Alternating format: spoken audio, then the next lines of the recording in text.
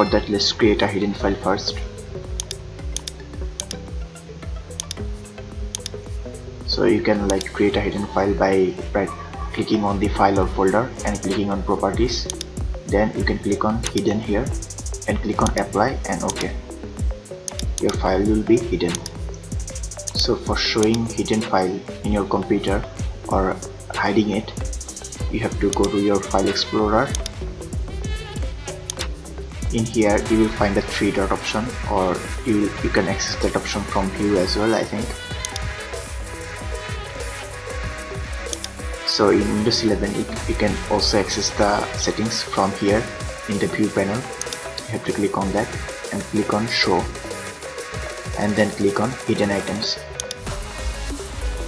So once you have done that, you can go to the hidden files location and you will see the file, the hidden file is showing. You can right click on it and make it not hidden again and click on OK.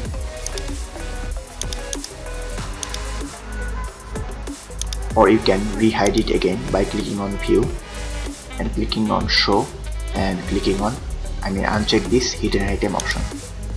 The hidden item will be gone again.